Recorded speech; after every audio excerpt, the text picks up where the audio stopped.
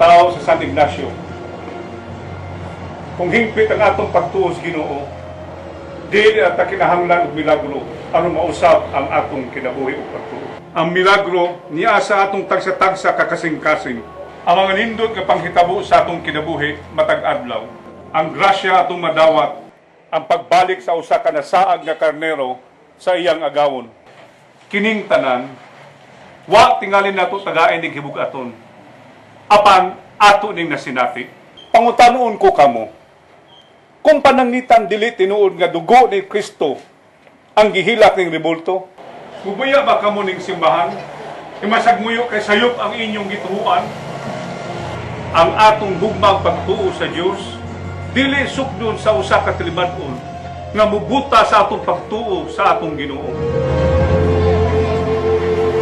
Father, niya na ang search warrant. Pwede na namong siksiko ng simbahan.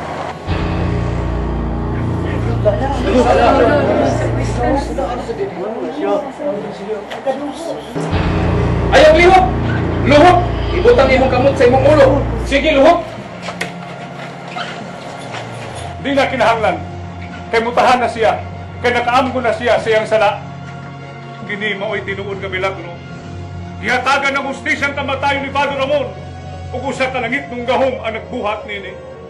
Sa katapusan, milutaw na ang kamaturan. Chef, ako na itugyan mo si Romel.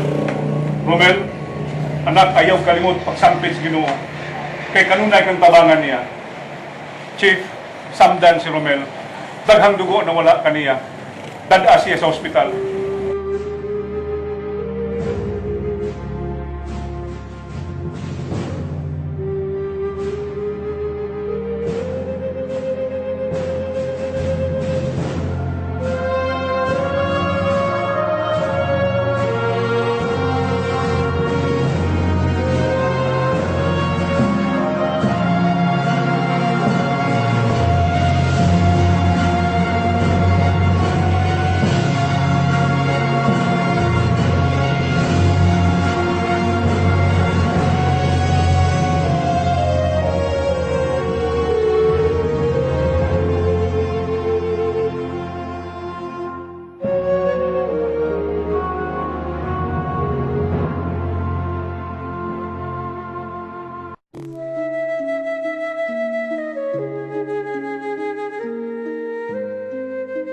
Mibalik ang kalinaw sa San Ignacio.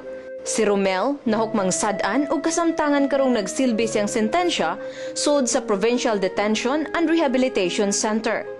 Human sa 5 ka tuig nga pag-alagad isip kura paroko sa San Ignacio, si Father Ariston gibalhin sa laing parokya ug karon usa na ka obispo.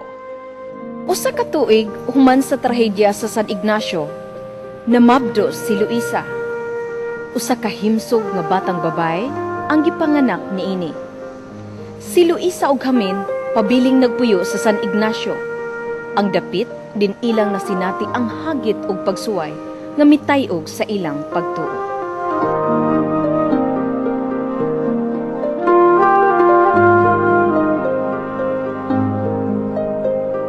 Nasayod ko niining maong sugilanon, sigon sa asoy sa akong inahan.